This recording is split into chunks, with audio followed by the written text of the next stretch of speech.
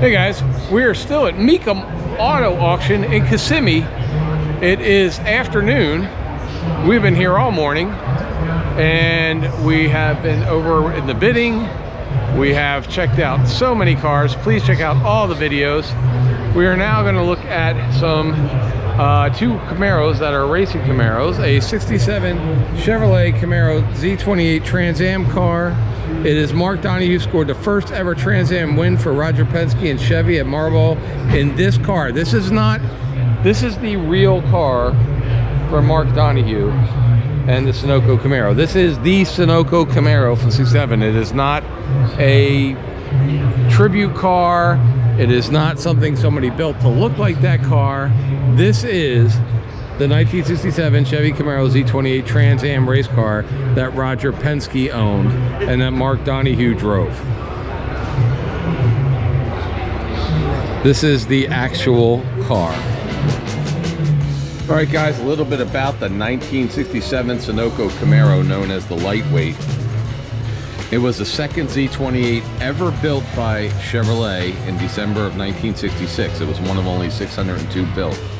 It was the second of 6 Sunoco Camaros, 2 built each year, 2 in 67, 68, and 69.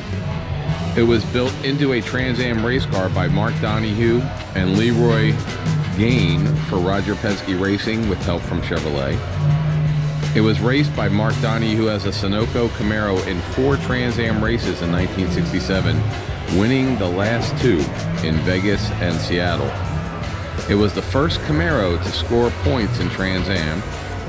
It was the first Camaro to be acid dipped, and that's where the name the Lightweight came from by the team. It was sponsored by Sunoco, started in 1968. It was upgraded to a 1968 look for Sebring in March of 1968.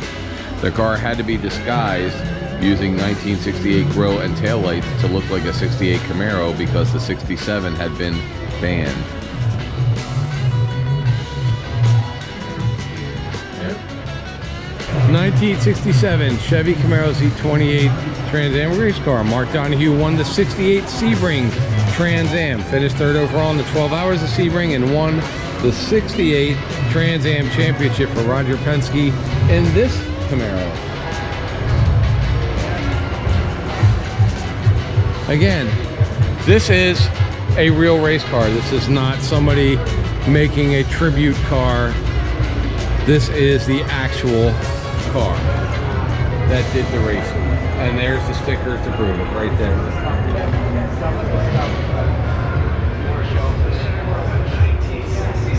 Twin fuel cells in the back.